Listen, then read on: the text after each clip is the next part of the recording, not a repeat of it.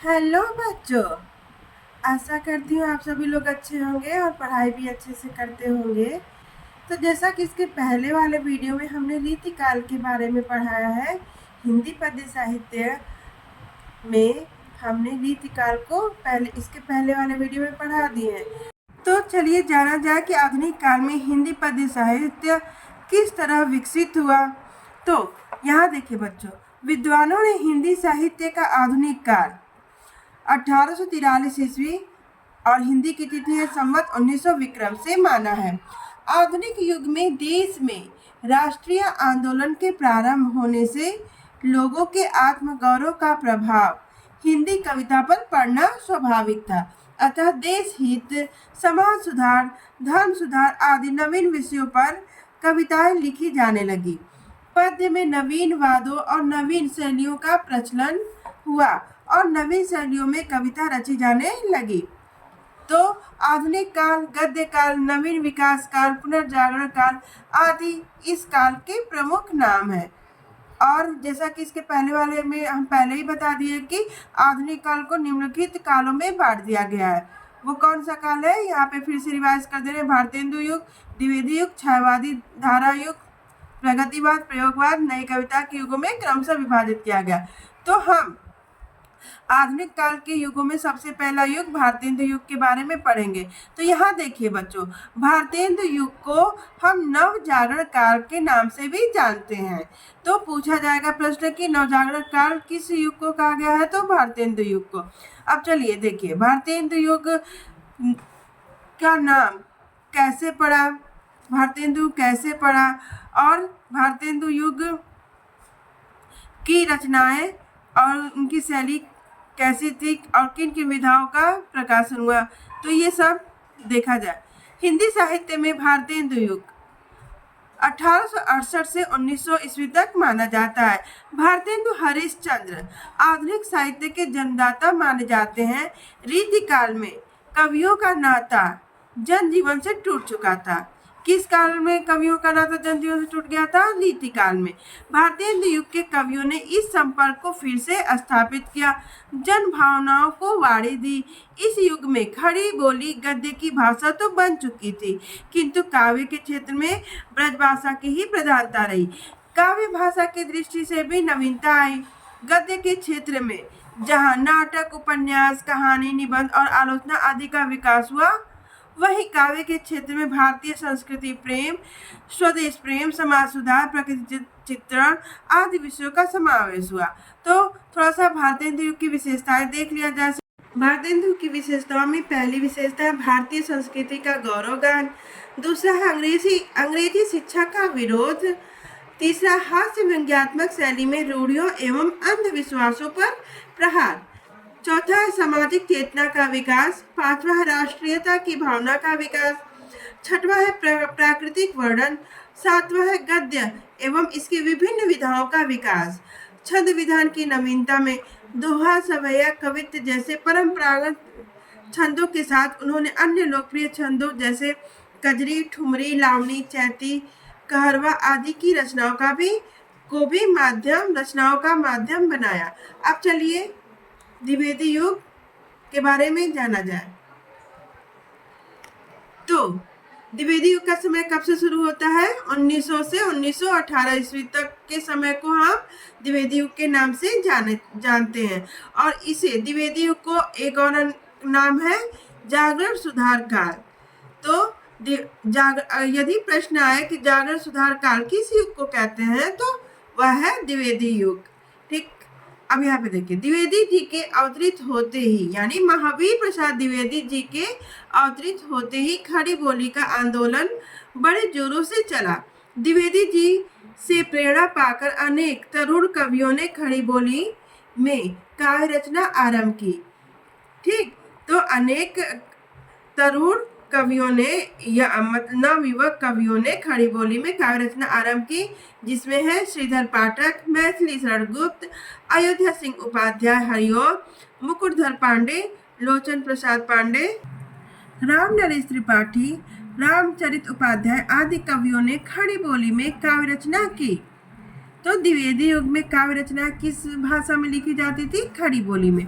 मैथिली शरद गुप्त ने साकेत तथा अयोध्या संगोपाध्याय हरिऔध ने प्रिय प्रवास नामक महाकाव्य की रचना इसी युग में की। गुप्त जी ने अनेक खंड काव्यों की भी रचना की। इस युग की कविता इतिवृत्तात्मक एवं वर्णन प्रधान थी। खड़ी बोली को समृद्ध और गतिशील बनाने का बहुत कुछ श्रेय आचार्य महावीर प्रसाद द्विवेदी को ही जाता है और इसी कारण इस युग का नाम भी द्विवेदी युग पड़ा। द्विवेदी युग की प्रमुख विशेषताएं: पहला है खड़ी बोली की प्रतिष्ठा, दूसरा है मानवतावादी दृष्टिकोण का विकास, तीसरा है राष्ट्रीयता की भावना का विकास, चौथा है प्रकृति चित्रण, पांचवा श्रृंगार के विकृत रूप का बहिष्कार। अब छायावादी युग के बारे में देखते हैं। तो द्विवेदी युग के बाद कौन सा युग आता है? छायावादी युग का आगमन हुआ। तो छायावाद का समय कब से माना जाता है? 1918 से लेकर 1936 ईस्वी तक माना जाता है। ऐसा लगता है छायावादी कवियों के बारे में लिखा गया कि ऐसा लगता है मानो विदेशी शासन के अत्याचारों, नैतिकता की कठोरता से जकड़े हुए नियमों तथा आर्थिक कष्टों से उत्पन्न कवियों का विक्षोभ और असंतोष वर्तमान से दूर किसी काल्पनिक संसार में जाने के लिए मचल उठा है। वास्तव में छायावादी काव्य द्विवेदी युग की इतिवृत्तात्मकता की प्रतिक्रिया है। अब यहाँ देखिए, छायावादी युग के 4 प्रमुख कवि हैं और इन्हें छायावाद के प्रमुख स्तंभ कवि के नाम से भी जाना जाता है। वो कवि कौन है? जयशंकर प्रसाद, सुमित्रा नंदन पंत, सूर्यकांत त्रिपाठी निराला और महादेवी वर्मा छायावाद युग के प्रमुख स्तंभ कवि हैं। सूर्यकांत त्रिपाठी निराला द्वारा रचित राम की शक्ति पूजा एवं जयशंकर प्रसाद द्वारा रचित कामायनी छायावाद की अनुपम साहित्यिक रचनाएं हैं। छायावादी युग प्रधानतः मुक्तक गीतों का युग है। ये मुक्तक गीत गेय तथा संगीतात्मक है। निराला और महादेवी के काव्यों में गीति का सुंदर विधान है। रामकुमार वर्मा के गीत भी लोकप्रिय हुए हैं। चित्रमयी कल्पना तथा लाक्षणिक प्रतीकात्मक शैलियों को अपनाकर छायावादी कवियों ने कविता को सजीव और सरस बना दिया और प्रभाव अनुकूल छंद चयन करने में भी इन्होंने अपनी मौलिकता का प्रदर्शन किया। चलिए बच्चों, इसमें कुछ नहीं है, इसके छायावादी युग की प्रमुख विशेषताएं देख लिया जाए। तो छायावादी युग की प्रमुख विशेषताएं क्या है? तो छायावादी युग की प्रमुख विशेषताओं में पहला है राष्ट्रीय सांस्कृतिक जागरण, दूसरा है नारी सौंदर्य एवं प्रेम के अनूठे चित्रण, तीसरा है रहस्यवाद की भावना, चौथा है प्रकृति का मानवीकरण, पांचवा है आत्मपरक रचनाएं, व्यक्तिक अनुभूति की प्रबलता, छठवां है दार्शनिक तत्वों का निरूपण, सातवां है चित्रमय कल्पना की प्रधानता, आठवां है स्वच्छंदवाद की प्रधानता। अब चलिए हम प्रगतिवादी युग को देख लिया जाए। तो चलिए प्रगतिवादी युग देखा जाए। तो बच्चों, हिंदी साहित्य में प्रगतिवाद का समय 1936 से 1943 ईस्वी तक माना जाता है। और देखिए, जैसा कि द्विवेदी युग की इतिवृत्तात्मकता, आदर्शवादिता और नैतिकता के विरुद्ध विद्रोह छायावादी काव्य में हुआ था, किंतु छायावादी काव्य में सूक्ष्म और भावीय कल्पनाओं की इतनी अतिशयता हो गई कि स्थूल जगत की कठोर वास्तविकता से उसका कोई संबंध ही न रह गया था। और एक बात और बता दें बच्चों, छायावादी काव्य में एक लाइन चली थी कि सूक्ष्म का स्थूल के प्रति विद्रोह। वही चीज उसी वाक्य का उल्टा प्रगतिवाद में हो गया, स्थूल का सूक्ष्म के प्रति विद्रोह। परिणामतः क्या हुआ? प्रगतिवादी कविता में छायावादी कविता की जो सूक्ष्मता और अति काल्पनिकता के प्रति विद्रोह हुआ। प्रगतिवादी कवि स्थूल जगत की वास्तविकता की ओर लौटा। कार्ल मार्क्स के साम्यवाद को आधार बनाकर रोटी कपड़ा मकान की समस्या और मजदूरों किसानों की दयनीय दशा को कविता का विषय बनाया गया। इन कवियों ने पूंजीवाद के विरुद्ध आवाज उठाई। सीधी सादी अनअलंकृत भाषा में अपनी बात कर देना इनकी विशेषता है। प्रगतिवादी कवियों में पंत, निराला, दिनकर, भगवती चरण वर्मा, नरेंद्र शर्मा, रामविलास शर्मा, शिवमंगल सिंह सुमन, नागार्जुन और केदारनाथ अग्रवाल आदि मुख्य कवि हैं। इनमें से कुछ कवियों की कविताओं में सामाजिक क्रांति का स्वर अधिक प्रखर है। प्रगतिवादी कवियों ने छंद के बंधन की अनिवार्यता को नहीं माना। अब चलिए देख लीजिए प्रगतिवादी काव्य की प्रमुख विशेषताएं। तो प्रगतिवादी काव्य की प्रमुख विशेषताओं में पहला है समाज में परंपरागत रूप से चली आ रही रूढ़ियों व अतार्किक मान्यताओं का विरोध। दूसरा है भाग्यवाद के स्थान पर कर्मवाद की श्रेष्ठता पर बल। तीसरा है नारी शोषण के विरुद्ध मुक्ति का स्वर। चौथा है समाज के यथार्थवादी रूप का चित्रण। पांचवा है विद्रोह एवं क्रांति की भावना। छठवां है शोषक वर्ग के प्रति उपेक्षा एवं शोषितों के प्रति सहानुभूति। सातवां है प्रगतिवादी कवियों ने कविता में छंद के बंधन को अनिवार्य नहीं माना। तो ये रहा प्रगतिवादी युग की विशेषताएं। तो चलिए अब प्रयोगवादी धारा एवं नई कविता का युग भी पढ़ लिया जाए। तो इसमें भी कुछ है नहीं, देख लीजिए पहले। तो प्रयोगवाद का आरंभ किसके द्वारा संपादित पत्रिका से शुरू हुआ? तो प्रयोगवाद का आरंभ अज्ञे द्वारा संपादित तथा 1943 ईस्वी में प्रकाशित तार सप्तक संकलन से माना जाता है। किस पत्रिका से? तार सप्तक संकलन से माना जाता है। प्रथम तार सप्तक में 7 कवियों की रचनाएं हैं। संपादक अज्ञे ने इन 7 कवियों को राहु का अन्वेषी कहा था। ये सात कवि थे। अब देखिए प्रथम तार सप्तक के कवियों के नाम यहाँ पे दिया गया है। तो ये 7 कवि कौन कौन से हैं? अज्ञे, गजानन माधव मुक्तिबोध, नेमी चंद्र, भारत भूषण अग्रवाल, प्रभाकर मात्रे, गिरजा कुमार माथुर तथा रामविलास शर्मा हैं। तो इन 7 कवियों को आप लोग ट्रिक से याद करेंगे तो आप लोग को अच्छे से याद हो जाएगा। चलिए आगे देखा जाए। 1951 ईस्वी में दूसरा सप्तक प्रकाशित हुआ।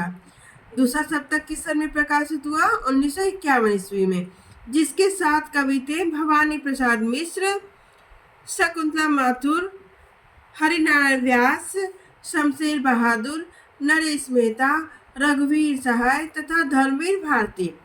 1959 में तीसरा सप्तक और 1979 ईस्वी में चौथा तार सप्तक भी प्रकाशित हुआ। प्रयोगवाद के समर्थन में कुछ पत्र पत्रिकाएं भी निकली। कुछ प्रयोगवादी कवियों के कविता संग्रह भी प्रकाशित हुए। अज्ञे द्वारा रचित हरी घास पर छड़बर, सुनहरे सैवाल, इंद्रधनुष रौंदे हुए थे, आंगन के पार द्वार और भवानी प्रसाद द्वारा लिखित गीत फरोज, खुशबू के शिलालेख, गिरजा कुमार माथुर द्वारा लिखित धूप के धान, शिला पंख चमकीले और धर्मवीर भारती कृत ठंडा लोहा, कनुप्रिया आदि विशेष उल्लेखनीय है। देख लीजिए प्रयोगवादी काव्य की प्रमुख विशेषताएं। तो प्रयोगवादी काव्य की प्रमुख विशेषताओं में पहला है घोर वैयक्तिकता, दूसरा है व्यंग तथा कटुक्तियों का प्रयोग, तीसरा है प्रेम भावनाओं का खुला चित्रण, चौथा है मुक्त छंदों का प्रयोग, पांचवा है रूढ़ियों के प्रति विद्रोह, छठवा है नवीन उपमानों का प्रयोग, सातवां है गहन बौद्धिकता अर्थात बुद्धिवाद की प्रधानता, आठवां है अति यथार्थवादी दृष्टिकोण। आगे देखिए, भाषा और शिल्प के क्षेत्र में इन कवियों ने नए प्रयोग किए और साहित्यिक हिंदी के साथ साथ अंग्रेजी, उर्दू, बांग्ला तथा अन्य आंचलिक शब्दों का भी अपनी भाषा में इन्होंने प्रयोग किया। यह कविता मुक्तक शैली में रची गई। नवीन बिंब योजना, नवीन उपमानों का प्रयोग जैसे लालटेन से नयनदीप, हड्डी के रंग वाला बादल, मजदूरनी सी रात आदि नए उपमानों का प्रयोग किया। प्रयोगवादी कविता ने हिंदी काव्य को नई सशक्त भाषा दी तथा इसकी अभिव्यंजन शक्ति में वृद्धि की। अब देखिए इस पैराग्राफ में नई कविता का प्रारंभ कैसे हुआ ये सब कुछ बताया गया है। तो चलिए देखा जाए। तो प्रयोगवादी धारा विकसित होकर नई कविता के रूप में आई। 1960 ईस्वी के बाद नई कविता का युग आया। इन वर्षों में ऐसी वाद मुक्त कविता रची गई जो किसी विशेष प्रवृत्ति, स्कूल या वाद से बनकर नहीं चली। इसमें लघु मानव के महत्व की प्रतिष्ठा की गई। इस प्रवृत्ति से यह आशय हुआ कि व्यक्ति की सामान्य मनस्थितियों को अभिव्यक्त करने वाली कुछ ऐसी कविताएं लिखी गई जो सचमुच नई थीं। वे मध्यम वर्गीय व्यक्ति के मन की जटिलताओं को अधिक अपनेपन से प्रकट करती हैं, यद्यपि उन्हें समझने का उतना प्रयास नहीं करती हैं। आगे देखिए नई कविता का युग। हिंदी साहित्य में 1951 ईस्वी के बाद के काल को नई कविता का युग कहा जाता है। ठीक है बच्चों, तो इसका सटीक समय है नई कविता का 1951। नई कविता के प्रमुख कवि सच्चिदानंद, हीरालाल वात्स्यायन अज्ञे, धर्मवीर भारती, गजानन माधव मुक्तिबोध, भवानी प्रसाद मिश्र, नरेश मेहता, कुंवर नारायण, जगदीश गुप्त तथा शमशेर बहादुर सिंह हैं। नई कविता की प्रमुख विशेषताएं तो इसको भी देख लीजिए। देखिए नई कविता की प्रमुख विशेषताओं में पहला है मानवीय अनुभूतियों का वास्तविक चित्रण, दूसरा है प्रयोग में नवीनता, नए नए भाव का नए नए शिल्प विधानों में प्रस्तुतिकरण, तीसरा है लघु मानव की प्रतिष्ठा, चौथा है प्रतीक का अत्यंत सांकेतिक वर्णन, पांचवा है अति यथार्थवाद, छठा है बौद्धिकता, सातवां है नूतन बिंबों की खोज, आठवां है मानव मन की व्याप्त कुंठाओं, जीवन के संत्रास एवं मृत्यु बोध का मनोवैज्ञानिक चित्रण। आगे देखिए नई कविता के अनंतर अकविता का दौर आया। उसमें अस्वीकृति के तेवर चरम सीमा पर पहुंच गए। अकविता का आशय ऐसी काव्य प्रवृत्ति से है जैसी कविता अब तक नहीं हुई। इसमें उसके नाम ही परंपरा के पूर्ण रूपेण नकारने का प्रभाव। धन्यवाद बच्चों।